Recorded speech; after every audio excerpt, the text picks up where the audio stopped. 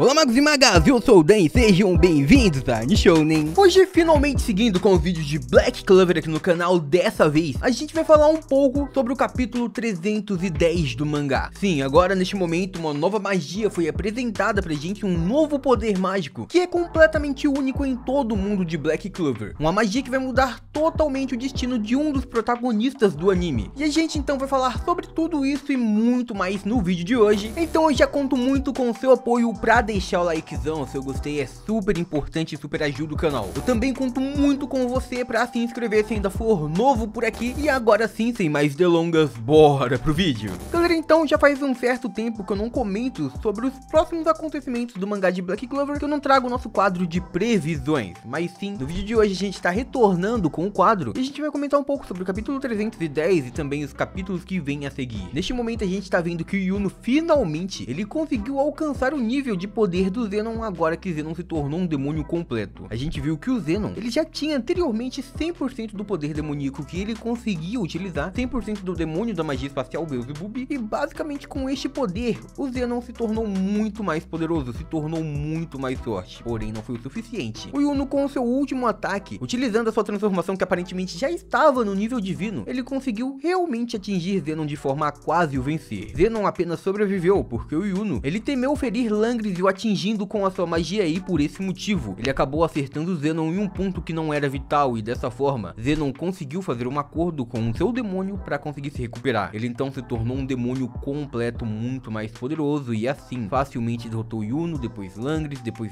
e Finral. O Yuno a gente sabia que já seria derrotado caso não tivesse uma vitória instantânea. O próprio Yuno disse que ele teria poder para apenas mais um ataque, e por esse motivo ele foi com tudo o seu último movimento que venceu o Zenon. Sim, ele chegou a vencer, porém o Zenon voltou e voltou muito mais poderoso, o que fez com que o Yuno acabasse ficando inconsciente. A gente então teve a chegada do Finral, que também não conseguiu vencer. A gente também já imaginava, a gente já tinha comentado sobre isso aqui no canal, afinal o Finral não tinha uma magia de nível arcano, o Langris também não tinha, os dois também não tinham um poder mágico de nível divino, e isso então faria com que eles realmente não fossem capazes de vencer um usuário de poder demoníaco de alto ranking, ainda mais um que havia acabado de se transformar em um demônio. E por ser um demônio que estava no mínimo no ranking alto, ele obviamente não poderia ser derrotado por nenhum mago que não conseguisse nível arcano ou nível divino, justamente porque os corações desses demônios não podem ser destruídos, e dessa forma ele sempre estaria se regenerando, ou seja, a vitória de Langris e Finral já era impossível desde o início. Porém agora, com essa nova magia do Yuno, a gente tá vendo que a possibilidade retornou, porque o Yuno tem ao seu lado um espírito elemental. Com tudo isso, ele tem a magia espiritual, o que faz com que ele possa sim vencer o Zenon. E agora, com esse novo poder, ele conseguiu lutar de igual para igual com ele. Zenon e Yuno, eles estão conseguindo se equiparar em questão de poder. Nem o Zenon nem o Yuno tiveram grandes vantagens. O Yuno realmente mostrou que conseguiu atingir, e também ele é rápido o suficiente para conseguir desviar dos ataques do Zenon. O Zenon demonstrou acreditar que ele tinha vantagem, e isso o colocou em desvantagem. O Yuno se aproveitou dos movimentos de Zenon para usar contra ele mesmo, utilizando a sua nova magia de estrela. Porém agora, Zenon está vendo aquela batalha como algo pessoal, e o Yuno também, e dessa forma eles estão utilizando muito mais poder para acabar com aquilo de uma vez por todas. Ambos têm dois poderes mágicos, o Zenon a magia óssea e também a sua magia gravitacional, que pertence ao demônio na verdade. O Yuno possui a sua própria magia, que é a magia do vento, que é do próprio Yuno, mas é mais do elfo que vive dentro dele, afinal os dois são um. E também ele tem a sua outra própria magia também,